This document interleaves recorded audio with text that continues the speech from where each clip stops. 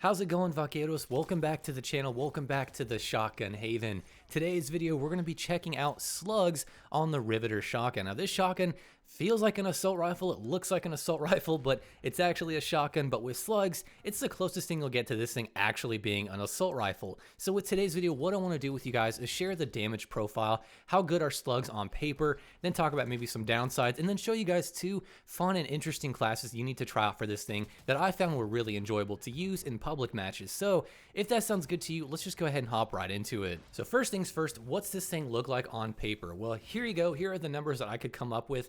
And as you can see, this thing ain't half bad just by the shots to kill. I mean, look at that. You can three-shot people with this gun out to about 39 meters. That's crazy. And people are gonna be like, wow, that's a shotgun. Yes, these are Slugs, they're different, but yes, this thing has some power potential. I mean, that's really, really good to see. You can two-shot with it up close, which is nice. It's sort of like a cherry on top. And then past 39 meters, it's gonna be basically a four-shot, which again is still pretty good. Now, the time to kill for this thing, roughly for that three-shot kill, is generally gonna be about that 300 millisecond mark. Now, compare that to something like the mwIII, which does kill faster at about close to 260 from what I believe.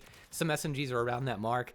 This is still okay. It's sort of middle of the pack, but I think the real power is that it can keep its shots to kill out so far past SMG range that SMGs will take a little bit longer further, but this thing can kill quicker. So that's kind of the real secret to this thing, I think, but it's also difficult to use at longer ranges. So just keep that in mind that up close, it's not going to be crazy, crazy strong compared to some SMGs, but it is definitely holding in its own, and it's nothing to scoff at, and it's definitely still powerful in the right hands. So naturally, of course, they sound great on paper, but it's not always going to translate so well when you actually hop into a game. First of all, on the Riveter, the iron sights are pretty damn awful. Like, it's really bad if you're using Slugs. Unless they're really close, it's just not gonna happen. I mean, the classes I'll show you will have a sight on it. You can always take them off if you're comfortable with them. Me personally, I don't like the sights at all, so I always rock a sight with Slugs on this thing, but that's one downside. But the other downside is that Slugs in general have a pretty slow bullet velocity, and what that means is that it's gonna take a while for your Slug to actually hit the target in some distances. It's gonna feel like there's a bit of a delay, especially really, really far. Up close, like out to 10, 20 meters, it's not as noticeable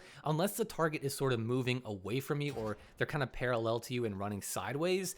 Then you might just start feel like, okay, there's something kind of weird going on here. And that's just because these things travel so slow compared to a lot of other guns that they may feel hit scan at like 20 meters, where this thing, you can notice there is a little bit of drop and it's not hitting its target immediately. So it's a little odd to get used to, but once you kind of get used to it, it's not so bad. It's just, it is a little bit difficult, especially when you get caught with your pants down trying to hit your shots well. Sometimes it can be a little bit of a pain, but that's definitely one of the issues with this gun I found, was that the bullet velocity is really hard to manage, especially when people are running around you and they're not just staring at you face to face. Now, one thing to note about Slugs in this game is I feel like in the ranges that they really excel at, you don't really need a choke. Like in other games, I would say that the choke was actually pretty important, but in this one, it doesn't feel like it's as necessary. I think it's because with the ranges, you don't want to push them too far, so you're not going to be challenging people at ranges where it would make a difference. But to me, staying up close in that, I don't know, 10 to 20, maybe 30 meter range, it's generally not going to be too bad unless you use something that kind of hurts your spread. But generally, I don't really think it's necessary, especially on this gun, to use a choke or something like that. I think you'd be much better off kitting this thing out with some other attachments, like maybe a suppressor or something to kind of help with your aim down sight speed or something like that. So don't worry too much about using a choke. I don't think it's super necessary, and I was able to play just fine without it. The other thing I found kind of difficult about using this gun was the recoil. It was a little bit too intrusive. This thing does kick quite a bit, and it's a lot of visual recoil. It does have a pattern that tends to go up and a little bit to the right, but the vertical recoil is mostly the issue in my opinion. So when I was kitting this thing out, I would try to find attachments that would really help to minimize the recoil as much as possible without sort of getting in the way of being too slow with your aim down sight speed or your mobility, because this thing, you still need to be somewhat quick with your mobility and stats because you need to aim down sights at really close ranges, so it doesn't make sense to be really, really slow. But yeah, recoil is something to keep in mind with this thing. It can get a little crazy if you're not careful, and you're kitting it out for mobility, you're definitely going to notice a huge increase to its kick. Okay, so now we got a lot of the stats and stuff out of the way. What I want to do is share with you guys two of the classes I've been using that I've had pretty good success with. The first one is a recoil focused build that's going to help with your recoil control. As you can see, we're rocking the Lockwood Smooth Fire 12. We got Slugs. We're using the Phantom Grip because that's going to give us some aim down sight speed. We don't want to be too slow, of course. This is still a close range weapon for the most part.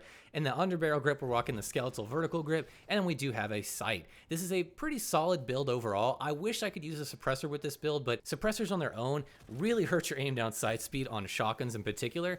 But that's okay, because this next build is for you if you want a suppressor. We're going to be rocking that suppressed barrel, the JCXL suppressed barrel. We'll be rocking that, and we'll be also using a light tactical stock along with the Phantom Grip as well. This one has close to the same mobility. It's a little bit faster when it comes to aiming than the other one, but the nice thing about this is you're suppressed, you'll get a little bit more range out of your shots, and there's also the additional bonus of some bullet velocity. So out of these two builds, this one I found a little bit more success with, but the recoil build might be better for most people because it's easier to control. As for my overall thoughts on this gun with Slugs, I like it a lot. It took me a little bit to get used to it, again with the weird bullet velocity and just kind of how awkward it felt to use sometimes with its sights.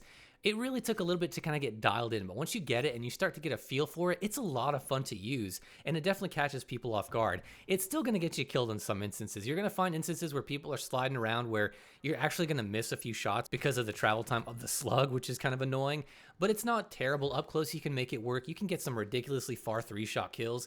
It's a lot of fun, and that's really what this is about, is just getting something different and fun to use, and this is it. Without being too weak or too overbearingly strong, these are pretty good, and I think they're in a really healthy spot in terms of how much damage they can do. Yes, like I said, it is annoying with the bullet velocity and all that, but you kind of get used to it, and so you'll have a really fun gun on your hands if you can get a knack for it and understand how this thing functions. And that's pretty much going to do it for this video, guys. So now, as always, I want to know down below in the comments your thoughts. Let me know in the comments, what do you think about the Riveter with Slugs? Do you think that this is better than the Lockwood 680 with Slugs?